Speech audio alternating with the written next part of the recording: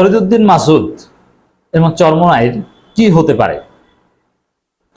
উপদেষ্টা নাহিদ একটা কঠিন বার্তা দিয়েছেন। নাহিদের বার্তার আলোকে আমরা একটু কিয়াস করতে চাই এবং আমাদের অবস্থান কিন্তু জামাত ইসলামী অনেক ক্ষেত্রে মিনমিন করছে, স্পষ্টবাদী অবস্থান নিচ্ছে না। যেমন ফরিদউদ্দিন মাসুদ, রুহুল আমিন, এই দালালদের বিরুদ্ধে জামাতের কোনো নেতা কথা বলছে না, কিন্তু আমরা বলছি এবং বলবো আমাদের লড়াই ফেসিবাদের বিরুদ্ধে। তো উপদেষ্টা নাহিদের এই বার্তা আমরা একটু কিয়াস করব, কারণ ফেসিবাদের বিরুদ্ধে আমাদেরকে বলতে হবে, ফেসিবাদকে নির্মূল করতে হবে।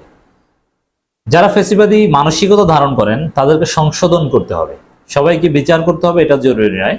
যারা ফৌজদারি অপরাধ করেছে তাদের বিচার করতে হবে, আর কাউকে কাউকে সংশোধন করতে হবে। এই লাইনটা কিন্তু গুরুত্বপূর্ণ। দেখেন নাহিদের বক্তব্যটা একটু আপনাদেরকে প্রথমে শোনাই। যারা উস্কানি দিয়েছে তাদেরও বিচার হবে। উপদেষ্টা নাহিদ। অন্তর্বর্তী সরকার তথ্য সম্প্রচার এবং ডাক টেলিযোগাযোগ ও তথ্য প্রযুক্তি মন্ত্রণালয়ের উপদেষ্টা নাহিদ ইসলাম বলেছেন, ফেসিবাদের পক্ষে যারাই কাজ করেছে বা উস্কে দিয়েছে তাদের সবারই বিচারের আওতায় আনা হবে।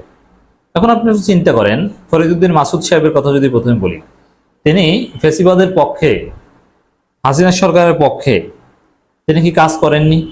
তিনি কি উস্কানি দেননি? এমনকি মোদী বিরোধী আন্দোলনে কওমি আলেমুল আমাদের যে গ্রেপ্তার করা হয়েছে তার পক্ষে কথা বলেছেন। বিভিন্ন সময় হাসিনা বিরোধী আন্দোলনে যাদেরকে গ্রেপ্তার করেছে তারা নাকি গাড়ি ভাঙচুর করেছে, তাদের গ্রেপ্তার করা উচিত, ফতোয়াও দিয়েছেন। মানে এমন কোন ভাবে ফরিদউদ্দিন মাসুদ ফেসিবাদের পক্ষে কাজ করেননি বা উস্কানি দেননি? আপনি কোন যুক্তি দিবেন? আপনি তালই বলে কি তাকে পার পাওয়াতে পারবেন? তো যিনি প্রকাশ্য একজন বড় ধরনের ফেসিবাদের পৃষ্ঠপোষক এবং দালাল এবং কাজ করেছে এমন কর্মী ফরিদউদ্দিন মাসুদ, তার বিচার অবশ্যই হতে হবে, মামলা হবে। এগুলো খোঁজখবর আমরা রাখছি, সবকিছু তো আর আপনাদেরকে প্রক্রিয়া আকারে শেয়ার করবো না, জানবেন।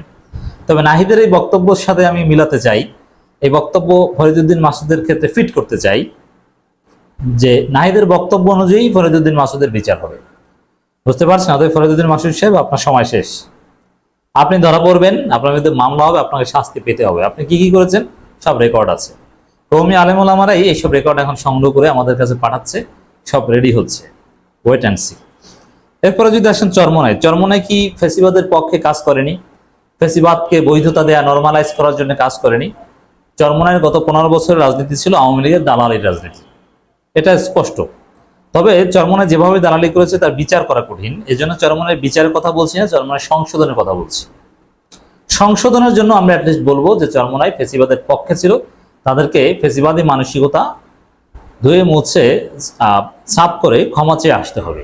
যেমন দেখেন, চরমোনাই এই ফেসিবাদীদের, গণহত্যাকারীদের নিপীড়ক আর নির্যাতনকারী স্বরাষ্ট্র মন্ত্রী সাবেক আসাদুজ্জামান সহ আরো অনেক আওয়ামী লীগের হত্যাকারী নেতাকে তাদের পারিবারিক অনুষ্ঠানে দাওয়াত দিয়ে সম্মানিত করেছে, নর্মালাইজ করেছে হুজুরদের মধ্যে। না, ভালো লোক, তাকে দাওয়াত দেওয়া যায়, তাকে মেয়ের বিয়ের অনুষ্ঠানে দাওয়াত দিবেন, আসাদুজ্জামান সাহেব দাওয়াত দিবেন। শুধু দাওয়াত না, জামাতকে দিবেন না, এবং এই আওয়ামী লীগের লোকজনকে সবচাইতে সম্মানিত করবেন। হাসান মাহমুদকে দাওয়াত দিয়ে সবচাইতে গুরুত্বপূর্ণ চেয়ারে বসাবেন দলীয় কাউন্সিলে। এটা কি ফেসিবাদের পক্ষে দালালি নয়? এটা ফেসিবাদকে নর্মালাইজ করা নয়? বিএনপি কি এই কাজ করেছে? করেনি। অতএব ফেসিবাদের পক্ষে কিভাবে কাজ করেছে এই দুইটা উদাহরণ পেলেন। আরো উদাহরণ দিই, ফেসিবাদের যেসব বয়ান ছিল, যেমন ফেসিবাদের বয়ান কি ছিল? কাউকে জামাত শিবির ট্যাগ দিয়ে নির্যাতন করা, স্বাধীনতা বিরোধী ট্যাগ দিয়ে, রাজাকার ট্যাগ দিয়ে নির্যাতন করা। সবচেয়ে বড় বয়ান ছিল ভারত এবং ফেসিবাদ এবং শাহবাগীদের স্বাধীনতা বিরোধী। এই স্বাধীনতা বিরোধী, মুক্তিযুদ্ধ বিরোধী এই সেম বয়ান চরমোনাইকে এক্সারসাইজ করেনি?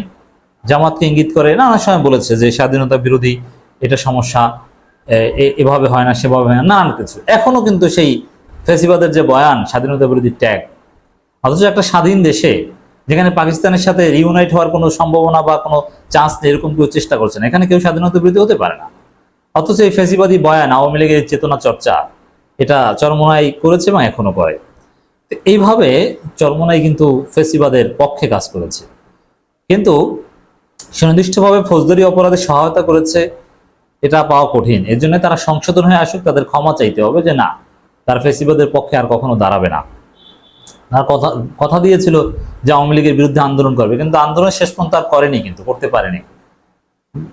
2023 সালের 3 নভেম্বর বলেছিল যে আমরা 1 সপ্তাহের মধ্যে কর্মসূচি ঘোষণা করব, সব বিরোধী দলের সাথে আলোচনা করে, কিন্তু আর কর্মসূচি ঘোষণা করা হয়নি।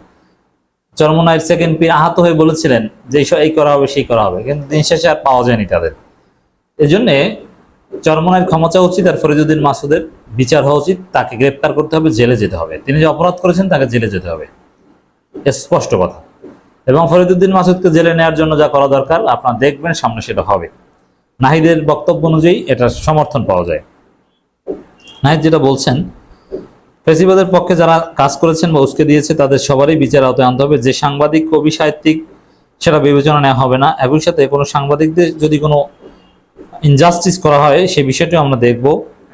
তাকে যদি অন্য কোনো মামলা দেওয়া হয় যেটা তিনি যুক্ত ছিলেন না, সে বিষয়েও আমরা দেখব। যার বিরুদ্ধে যে অভিযোগ নেই, অভিযোগের ভিত্তিতে তার বিরুদ্ধে ব্যবস্থা নেওয়া হবে, অভিযোগের ভিত্তিতে নেওয়া হবে, এটাই। এখন সাংবাদিক, কবি, হুজুর, এটা তো বলা লাগে না, ওটা তো অটো চলে আসে, আমরা তো বুঝবো। হুজুর লীগকেও ধরা হবে।